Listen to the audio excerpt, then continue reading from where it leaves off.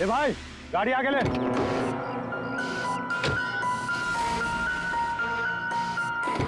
बोला ना तुझसे गाड़ी आगे ले तो आगे ले। अरे भाई कैसे आगे लूं, गाड़ी खराब हो गई है ना। प्रॉब्लम बाद में देखना, धक्के मार के आगे लो पहले।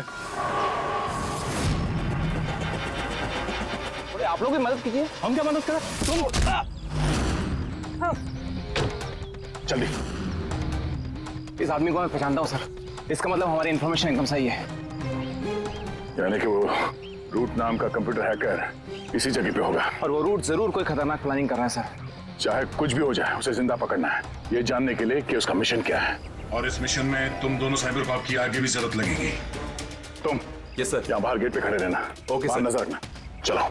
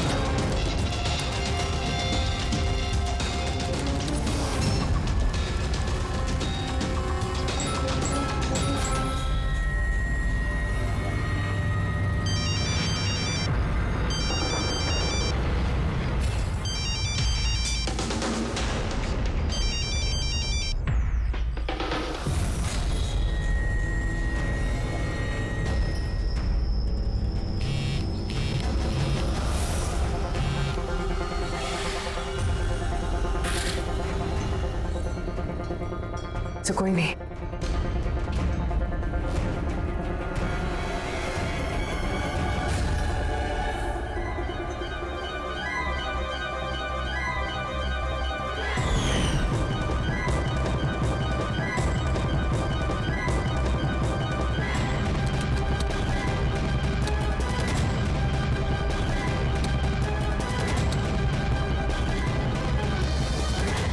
आप रेडी?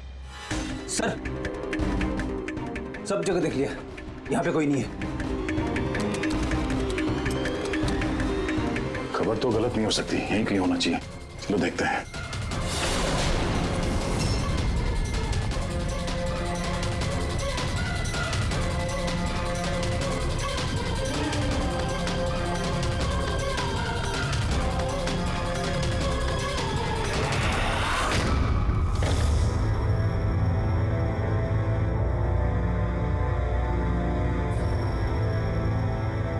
तो कोई नहीं।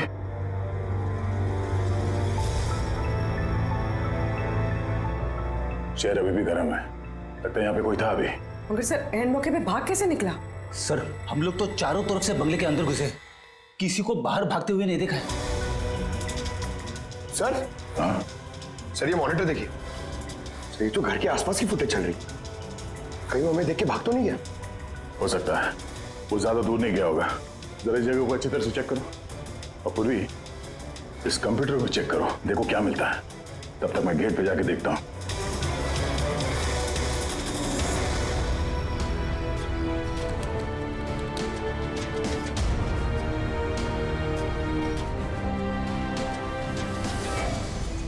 Mahesh, Mahesh, yes sir.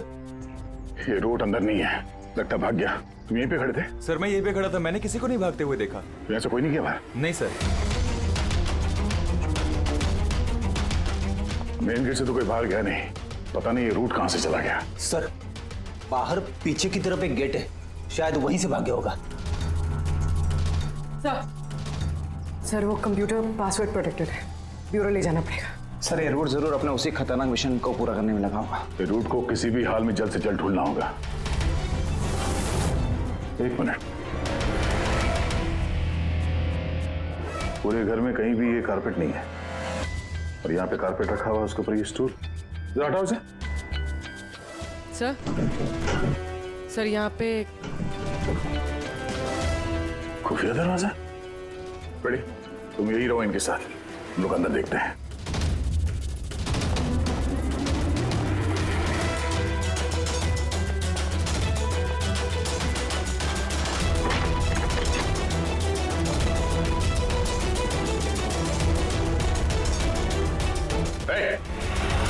अब अगर अपने बचाव में कुछ कहना चाहती हो तो यही वक्त है। मुझे कुछ नहीं कहना, जो भी कहना मेरा वकील कहेगा। सर हमने इस रूट का कंप्यूटर सिस्टम एक्सेस कर लिया है और इंक्रिप्शन में भी सफल हो गए हैं। कुछ पता चला? हाँ सर इसने पिछले कुछ दिनों में इंटरनेट पे भयानक वीडियोस पोस्ट किए हैं। डार्क वेब पर sir. Actually dark web internet की एक ऐसी काली जगह होती है सर, जहाँ पर हर मुजरिम अपने गैरकानूनी कामों को एक टेक्नोलॉजी की मदद से अंजाम देता है, जैसे हथियारों की तस्करी हो, किडनी की चोरी या फिर किसी को मारने की सुपारी। सर ऐसा कोई भी काम नहीं है जो इस साइट पर नहीं होता है। समझ में ये बात नहीं आती, जब सब कुछ इतने खुले में होता है, सबको पता है, तो इसे रोकने के लिए हम कुछ करते क्यों नहीं? सर ये इतना आसान नहीं है। एक्चुअली इस साइट पर जाने के लिए आपको एक कंप्यूटर सॉफ्टवेयर की जरूरत होती है, जो चुनिंदा हाई प्रोफाइल मुजरिमों के पास ही होता है। जैसे कि ये रूट। Yes sir. और सर जैसे कि हमें पता है कि इस डार्क वेब पे IP एड्रेस और यूजर ID ये दोनों गुप्त रहते हैं। जरा दिखा कौन से वीडियो डाले हैं इस रूट ने।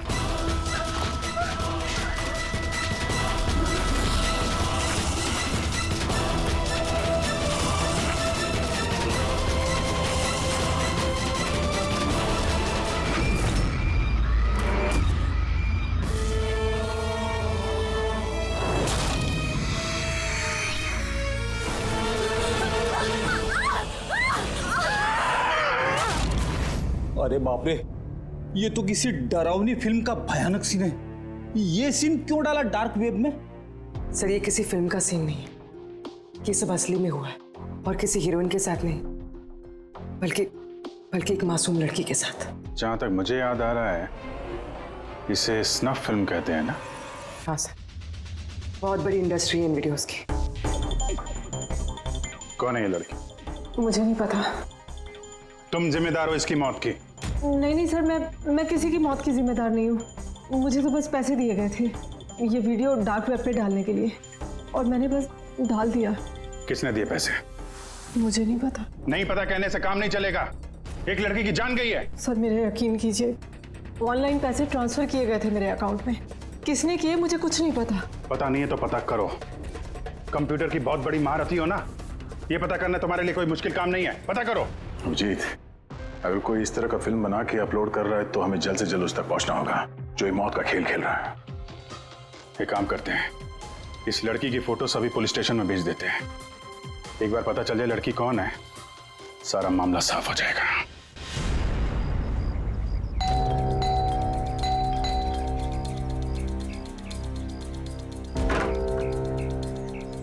जी कहिए, किससे मिलना है? ये रिया का घर है ना? हाँ, मैं उसका पापा। आइए। वो हम लोग सीआईडी से हैं। आपके लिए एक बुरी खबर है। आपकी बेटी रिया अब इस दुनिया में नहीं रही। पता है, मगर आप उसके मौत के 10 दिन बाद क्यों आए हैं ये सब बताने? आपको पता है कि आपकी बेटी रिया की मौत हो गई है? आप उस कार एक्सीडेंट की इन्वेस्टिगेशन के लिए आए हैं ना, तो आपको ये तो मालूम पड़ा होगा कि रिया का तो फ्यूनरल भी हो गया है। एक मिनट, आप किस कार एक्सीडेंट की बात कर रहे हैं? वही जिसमें हमारी रिया चल बसी है। शेयर टैक्सी में वो पुणे जा रही थी। नहीं, रिया की मौत कार एक्सीडेंट में नहीं हुआ है। ये क्या कह रहे हैं आप? एक मिनट, ये रिया है। हाँ, ये रिया ही है। एक्सीडेंट वाले दिन उसने यही कपड़े पहने थे। एक मिनट, सॉरी बाबू, लगता है कुछ कंफ्यूजन है। आप जरा बताइए कि आपकी बेटी रिया का कार एक्सीडेंट कैसे हुआ था? शेयर टैक्सी में वो पुणे जा रही थी, 7 और लोग भी थे उसके साथ। तो रास्ते में उसकी गाड़ी का बड़ा भयानक एक्सीडेंट हो गया। पूरी कार आग की लपटों में झुलस गई। मरने वालों के तो चेहरे तक पहचान में नहीं आ रहे थे। तो आप लोगों ने रिया को कैसे पहचाना? उसके सामान के जरिए बस हम उसे पहचान पाए। आपने ये नहीं बताया कि ये फोटो कब की है? वैसे हम लोगों को भी पता नहीं कि ये फोटो कब की है, पर पता चलते ही हम आप लोगों को बता देंगे। लगता है रिया का ये एक्सीडेंट सिर्फ एक दिखावा था, उसकी मौत की असली वजह को छुपाने के लिए। सर, अगर रिया का कार एक्सीडेंट एक दिखावा था, तो वो बाकी के 7 लोग जो उसके साथ गाड़ी में थे, कहीं वो भी रिया की तरह ही तो नहीं मारे गए? हो सकता है। सबके परिवार वालों से मिलना पड़ेगा। किस्मत अच्छी थी हमारी कि जो 7 लोग एक्सीडेंट में मारे गए थे, उनमें से एक का अंतिम संस्कार नहीं हुआ था। देखते हैं डॉक्टर सालुंके इस लाश से क्या सुराग निकाल पाते हैं। वैसे भी लाशें इतनी बुरी तरह से जल गई हैं कि चेहरा पहचान पाना मुश्किल है। भाई तुम लोगों का शक एकदम सही था। ये लाश टोनी की नहीं। लग ही रहा था सर हमें, लेकिन ये कौन है कुछ पता चला? नहीं यार, ये तो पता नहीं लगा है कि ये लाश है किसकी, लेकिन ये पता चला है कि इस आदमी को कैसे मारा गया। मैंने इसके बॉडी का स्कैन किया तो पता लगा कि इसके पेट में चाकू का बहुत गहरा घाव है। चाकू से? हाँ, चाकू का। और मुझे लगता है उस चाकू के वार की वजह से ही इसकी मौत हुई। मतलब चाकू से मारा किसी और को और उसे टोनी बता के एक्सीडेंट का हिस्सा बना दिया। ये गैंग आखिर करना क्या चाहता है? और इस आदमी की मौत 3 हफ्ते पहले ही हुई है। ये कार एक्सीडेंट हुआ 10 दिन पहले। वही तो, मतलब कार जब एक्सप्लोजन में जलाई गई उससे कहीं पहले इस आदमी की मौत हो चुकी थी। 3 हफ्ते से इसकी लाश संभाल के रखी थी ताकि इस भयानक खेल को अंजाम दिया जा सके। यार देख, काम करते हैं, जहां पे एक्सीडेंट हुआ था वहीं पे चलते हैं, पता करते हैं एग्जैक्टली उस दिन हुआ क्या था। मैं तो मजे से कार चला रहा था सर, और रेडियो पे गाने सुन रहा था। तभी अचानक से मैं एक जोर का धमाका सुना। मैं तुरंत अपने कार से निकला और मैंने देखा कि मेरी सामने एक कार आग की लपटों में जल रही थी। मुझे समझ में नहीं आ रहा था कि मैं क्या करूं। तो ये कितने बजे की बात है? सर, मुझे लगता है कुछ शाम के 5 बजे होंगे। है? ये कैसे हो सकता है? सर, एक सेकंड। सर, ये टोल नाके की फुटेज देखिए सर। यहाँ पे तो गाड़ी 3:30 बजे क्रॉस हुई थी। फिर ये जगह वहां से 20 किलोमीटर दूर ही है सर। तो 20 किलोमीटर का सफर तय करने में 1.5 घंटे तो नहीं लगने चाहिए। रास्ते में कोई ढाबा होटल भी नहीं है, कोई चाय वाय के लिए रुक जाए जहाँ पे। एग्जैक्टली। तो उस हिसाब से गाड़ी को यहाँ पे 4 बजे पहुँच जाना चाहिए था, मगर यहाँ पे एक्सीडेंट हुआ 5 बजे। इसका मतलब है ये जुर्म इस 1 घंटे में ही हुआ है। तो गाड़ी को उस समय कहीं ले जाया गया और उन सबको उतार के उसमें 7 लाशें रख दी गई। और उसके बाद गाड़ी को यहाँ पे लाके ब्लास्ट करवा दिया। सब प्लान था। सर, ऐसा लगता है इन सब लोगों को वहीं लेके गए हैं जहां पर रिया को लेके गए थे, वो स्नफ फिल्म बनाने के लिए। जगह जल्द से जल्द ढूंढनी होगी यार। पुलवी ने SMS भेजा तो किसी पेड़ की फोटो है। हाँ पूर्वी। सर ये पेड़ जिसकी फोटो भेजी है मैंने, इसे मोरिंगा ओलिफेरिया कहते हैं सर। हाँ सर ठीक ऐसा ही पेड़ रिया वाले फुटेज में भी है। ये देखिए सर, उस फुटेज का स्क्रीनशॉट भेज रही हूँ मैं। सर ये पेड़ महाराष्ट्र के 2 जंगलों में पाए जाते हैं। ये तो एग्जैक्टली वैसे ही पेड़ है, महाराष्ट्र के 2 जंगलों में। कौन कौन से जंगलों में? सर एक जंगल है जो नासिक के पास है, और दूसरा जंगल एक्सीडेंट वाली जगह से सिर्फ 1 घंटे की दूरी पे है, और इस जंगल का नाम है प्रीफिक्स फॉरेस्ट। जरूर ये मौत का खेल इस प्रीफिक्स जंगल में ही हुआ है। प्रीफिक्स फॉरेस्ट तो काफी बड़ा जंगल है यार, मीलों तक फैला हुआ है। फॉरेस्ट ऑफिसर की मदद लेनी होगी।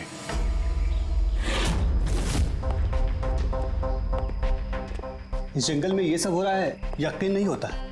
क्या आपकी इंफॉर्मेशन पक्की है ऑफिसर? पक्की नहीं होती तो यहाँ तक आते नहीं हम लोग। आप बताइए, कुछ हाल फिलहाल में ऐसी कोई घटना आप लोगों ने कुछ सुनी हो, कुछ देखी हो, जंगल के अंदर कुछ हुआ हो? बिल्कुल नहीं, और अगर ऐसा कुछ होता तो हम जरूर उस पर ध्यान देते। चलो कोई नहीं, फिर भी अपनी तसल्ली के लिए एक बार हम जंगल देखना चाहेंगे। श्योर। वैसे सर आप लोग पूरा जंगल देखना चाहेंगे? क्योंकि मीलों तक फैला हुआ है ये, इसमें काफी वक्त लग सकता है। नहीं, हम पूरा जंगल नहीं देखेंगे। हमें जंगल का वो हिस्सा दिखाइए जहाँ पे कोई आता जाता नहीं है, क्योंकि अक्सर सुनसान इलाकों में ही जुर्म पनपता है। Okay officers. विनोद, देखना, इन्हें जंगल के उन इलाकों की दिखाने की जिम्मेदारी आपकी है। ओके? जी सर। Yes sir. सर एक सेकेंड।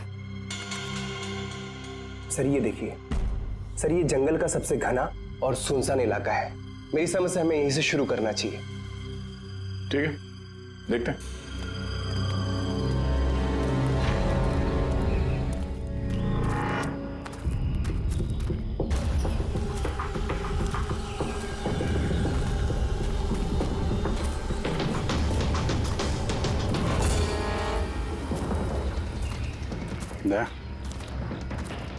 यहाँ पेड़ पे देखा?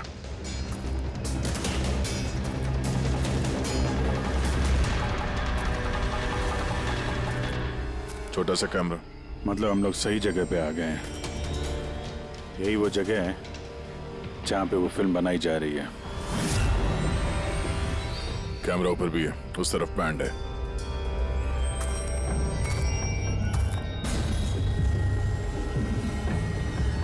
शायद इस कैमरे से कुछ पता चले उनके अड्डे के बारे में। नहीं अभिजीत, ये तो हाई एंड वायरलेस कैमरा है। इसके जरिए पता लगाना मुश्किल है कि इसमें जो स्टोर्ड फुटेज है वो कहाँ से ब्रॉडकास्ट हो रहा होगा, और इस जंगल में पता नहीं और कितने कैमरास हैं। देखते हैं, आगे शायद कोई कैमरा मिल जाए जिससे कुछ पता चले।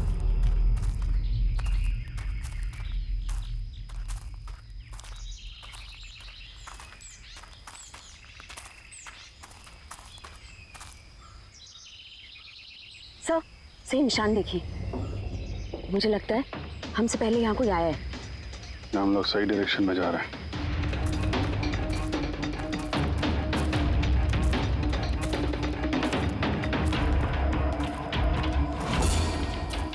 सर ये निशान यहीं तक है। सर इसका मतलब उनका अड्डा यहीं कहीं है।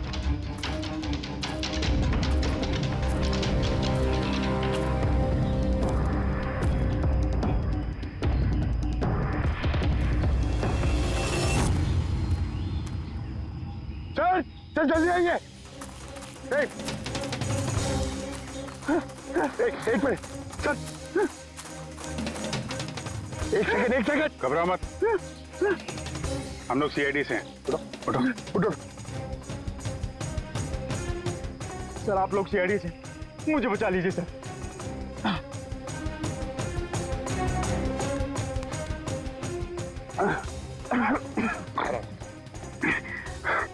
यहाँ फंस कैसे गए तुम? सर मुझे इस जंगल से बाहर निकलने का रास्ता नहीं मिल रहा। सर उस खूनी ने एक एक करके सबको मार दिया। तुम लोग यहाँ आए कैसे? हम शेयर टैक्सी में सवार होकर सफर कर रहे थे कि अचानक हमारी गाड़ी पंक्चर हो गई और कार रुक गई। सड़क पर पहले से किसी ने कीले और कांच के टुकड़े रखे हुए थे सर। फिर इसके बाद कुछ लोग आए जिनके चेहरे नकाब से ढके हुए थे, और जब तक हम कुछ कर पाते उन्होंने हमें बेहोशी के इंजेक्शन लगा दिए। और जब मुझे होश आया तो मैं इस घने जंगल में था सर। सर मैं ही जानता हूँ कि इस जंगल में मैं भूख प्यास से कैसे रहा हूँ। कभी लकड़ी खाई तो कभी पेड़ के पत्ते, और जब भी किसी के चिल्लाने की आवाज आती तो समझ जाता किसी की जान चली गई। यहाँ जगह जगह कैमरे लगे हुए हैं। तुम्हारी किस्मत अच्छी थी कि तुम उनके पकड़ में नहीं आए। सर पकड़ इसलिए नहीं पाए क्योंकि उन्होंने एक कैमरा मेरे कमीज के बटन में लगाया हुआ था और वो बटन मैंने तोड़कर फेंक दिया। शायद इसी वजह से वो मुझे ढूंढ नहीं पाए। तुम्हें अंदाजा है कि बाकी के लोगों में कितने लोग जिंदा हैं अभी तक? मालूम नहीं सर, पर कल रात जब मैं पेड़ पर बैठा हुआ था मुझे किसी के चीखने की आवाज आई थी। न जाने वो उनको घायल कर रहे हैं या फिर जान से मार रहे हैं सर। किस तरफ से आवाज आई थी, कौन सी दिशा से, कुछ याद है आपको? मेरे पेड़ इस तरफ, शायद उस तरफ से सर।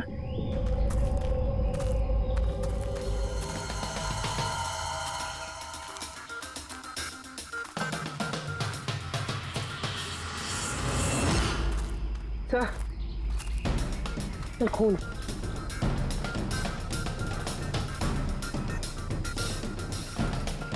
तो यहाँ पर भी है। इसका मतलब उनमें से कोई घायल है। किस तरफ गया होगा? सर ये देखिए, खून के कुछ निशान इस तरफ भी जा रहे हैं। इस तरफ भी खून का निशान है और इस तरफ भी है। दोनों तरफ है। दोनों तरफ देखना पड़ेगा।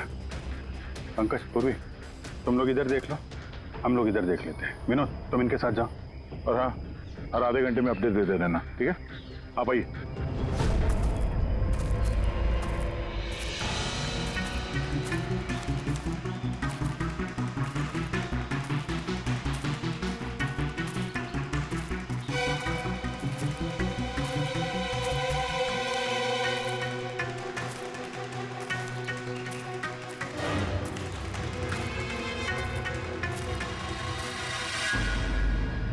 एक मिनट, वो क्या है?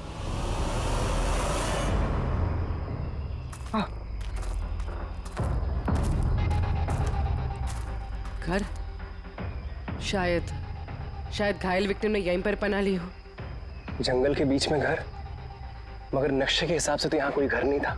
हो सकता है ऐसे फिल्म बनाने वालों को ऐसे लोकेशंस की जरूरत पड़ती है ताकि उन्हें कोई ट्रैक ना कर सके। हो सकता है उस घर में जो घायल आदमी है वही मुजरिम हो सकता है पंकज, और ये भी हो सकता है कि आगे और भी कैमरास लगे हों।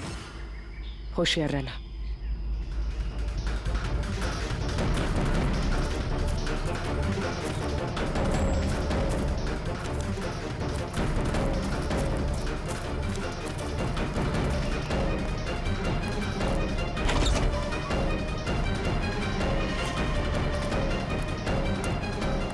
पंकज, टॉर्च।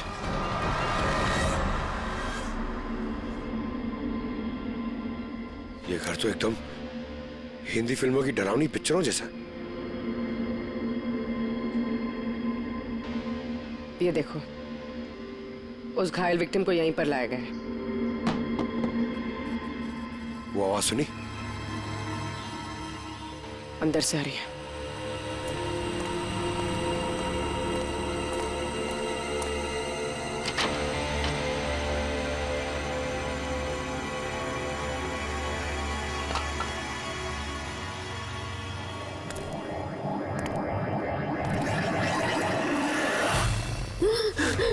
नहीं, छोड़ दो, मुझे जाने दो। बाहर आओ। मेरे पास मत आना, मैंने कुछ नहीं किया। देखो, हम लोग CID से, घबराओ मत। आओ, कुछ नहीं होगा तुम्हें। आजा आजा।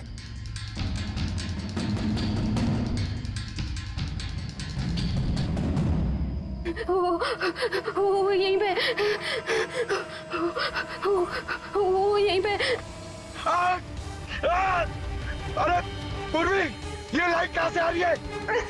पंकज, मुझे कुछ दिखाई नहीं दे रहा। अरे पंकज सर, पूर्वी मैम, पंकज सर।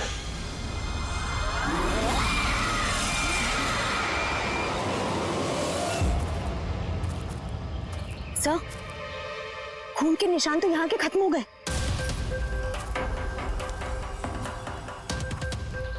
ऐसे कैसे हो सकता है? घायल आदमी अगर यहाँ पर आएगा तो यहाँ से अचानक कैसे गायब हो जाएगा? शायद वो मुजरिमों के हाथ लग गया हो, यहाँ इस पॉइंट पे पहुंचने के बाद। हो सकता है। पता नहीं मोहित के अलावा और कोई है जिंदा कि नहीं। 1 घंटा हो गया तो पूर्वी और पंकज का कोई फोन कॉल नहीं है।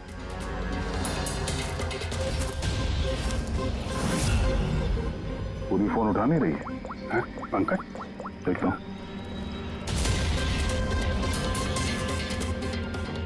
पंकज भी फोन नहीं उठा रहा है। और यार किसी मुसीबत तो नहीं है दोनों? चलो चल के देखते हैं। चलो। यहाँ पे खून इस तरफ गए थे।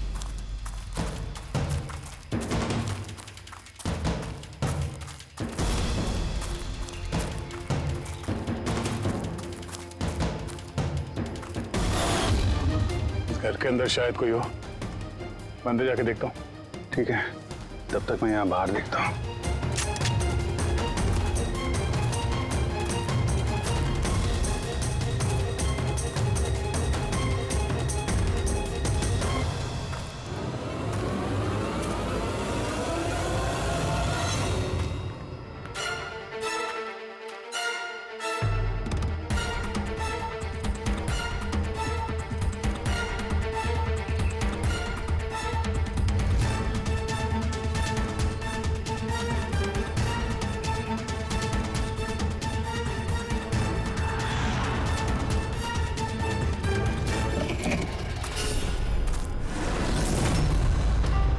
पंकज कब है?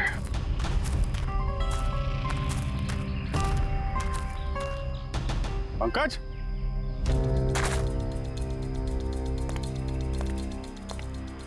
पंकज,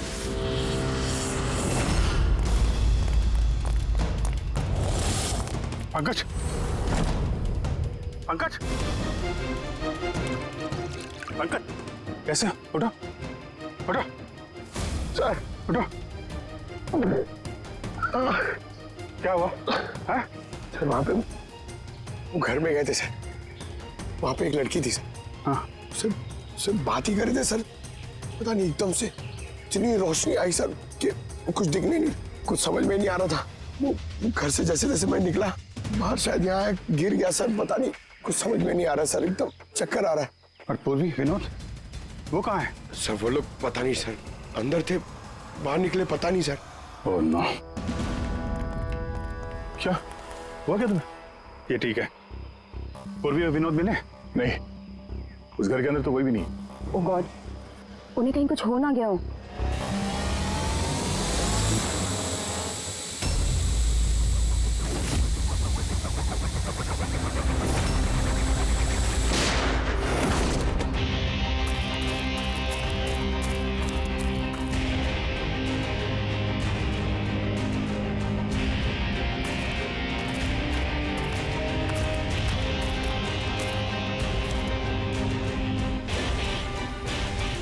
ये सब तो बड़ा मुश्किल होता जा रहा है।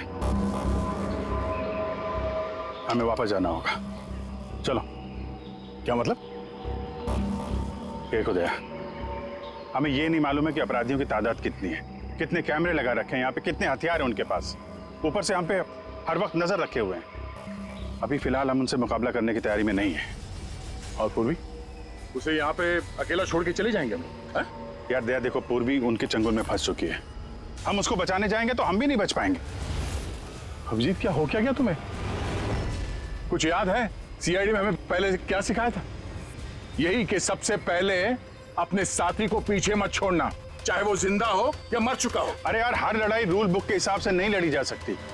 हमें यह भी सिखाया गया था कि प्रेजेंस ऑफ माइंड का इस्तेमाल करना, अलग अलग परिस्थितियों में। आई एम सॉरी, तुम्हारे इस थॉट से मैं एग्री नहीं करता। I am sorry. तुम्हें जाना है, तुम जा सकते हो। बिना पूर्वी के मैं यहाँ इस जंगल से बाहर नहीं जाने वाला। जिद मत करो दया, हमें यह भी नहीं मालूम है कि पूर्वी जिंदा है कि नहीं। अभिजीत, वो एक सीआईडी ऑफिसर है, इतनी आसानी से हार मानने वाली नहीं है। वो बेचारी अकेली लड़ रही होगी उन मुजरिमों से, और अब जब उसे सबसे ज्यादा जरूरत है हमारी, हम पीठ दिखा के भागेंगे यहाँ। ज्यादा जरूरी यह है कि जो लोग उस गिरोह के कैद में नहीं आए हैं उनको बचाया जाए। और तुम्हें पूर्वी की इतनी परवाह है, तुम जिद मत करो, मेरे साथ चलो। हम लोग अच्छी प्लानिंग बना के वापस आएंगे। चलो। इसे हो क्या गया? सर अभी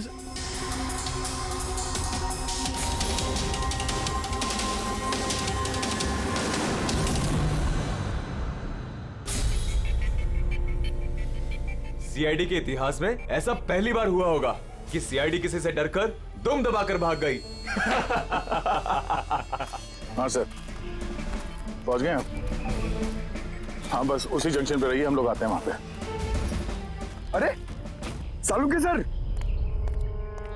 आप यहाँ? मैं यहाँ। आइए।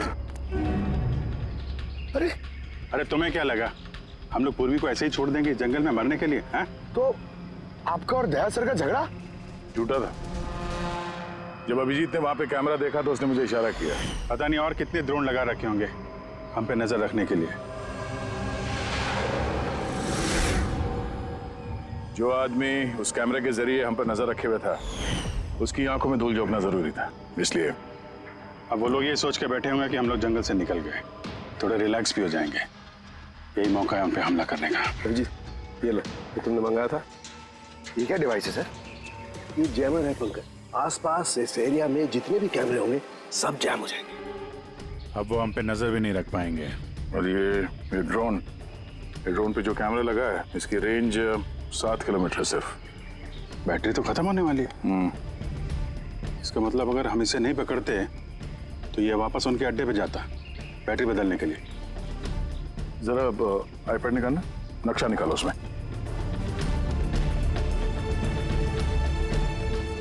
ये वो जगह है जहाँ पे हमें ये ड्रोन मिला था और इसके पास ही वो बंगलो है। लगता है यही होगा मुजरिम का ठिकाना। तो चलते हैं, चल के आज़ाद कराते हैं पूर्वी और बाकी जो जिंदा बचे हुए लोग हैं उनको। चलो। नहीं सर, आप मेघना और मोहित आप लोग यहीं पे रुकिए, हम लोग देखते हैं।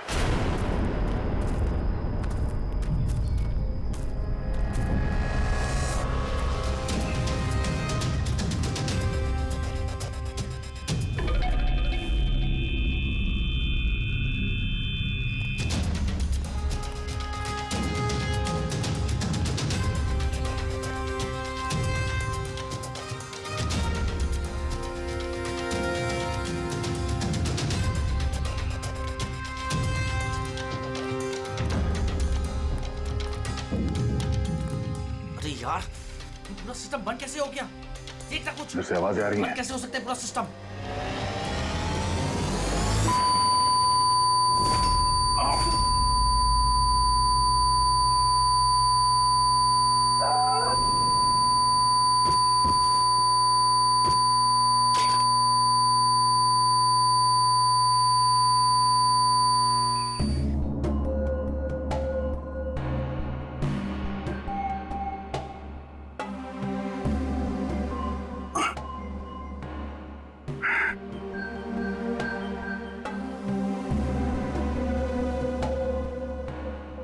पंकज,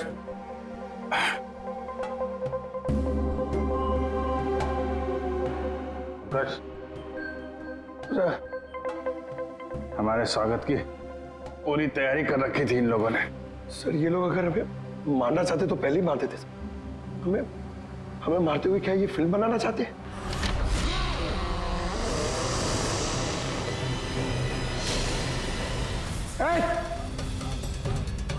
सच जाओ। सच मैं हूं पंकज। पूर्वी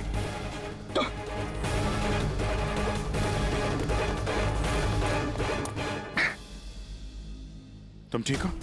हाँ सर। वो लोग किधर हैं? सर उस तरफ।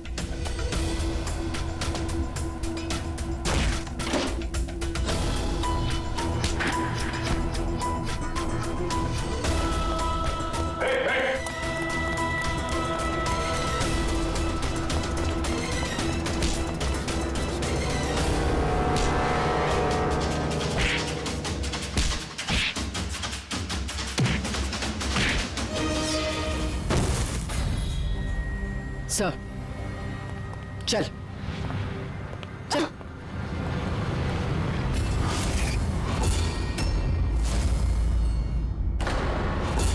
मेघना, तुम? वाह, हमें तो लग रहा था कि हम मुजरिमों की आंखों में धूल झोंक रहे हैं। अब किसे पता था कि हम मुजरिम को अपने साथ ही लेके घूम रहे हैं। आप लोग यहाँ कैसे? किसने छुड़ाया आप लोगों को? सीआईडी को कैद करना इतना आसान नहीं। मौका देखते ही मैंने वो खिड़की तोड़ी और वहां से बाहर निकल गई।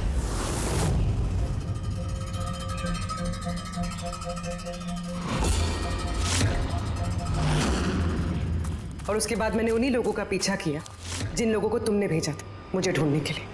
और फिर मैंने उस नकाबपोश आदमी को देखा और उसका भी पीछा किया।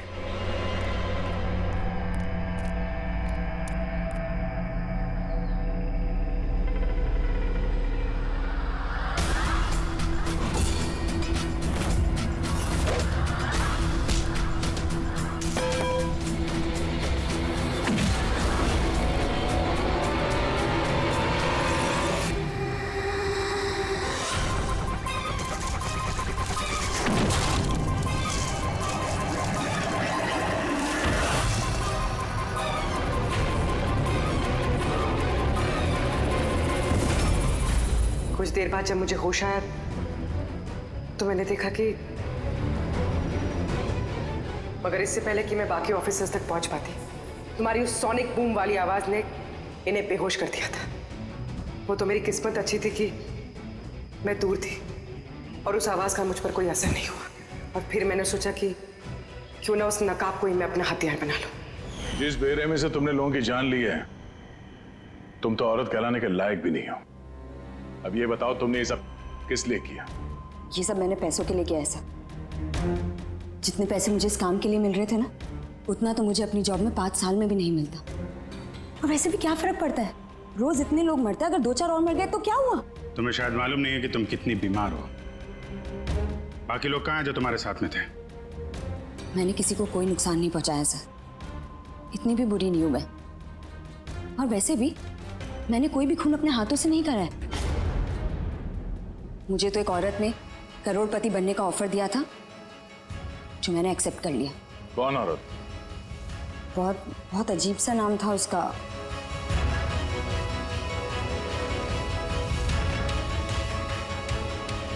Root. Root?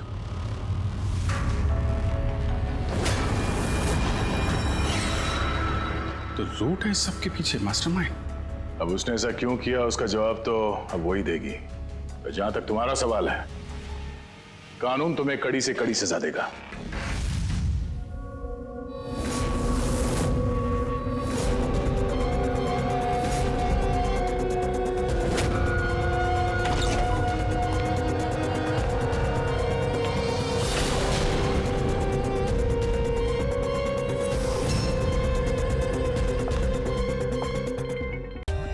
For more updates, subscribe to our channel, click the show links and enjoy watching the videos.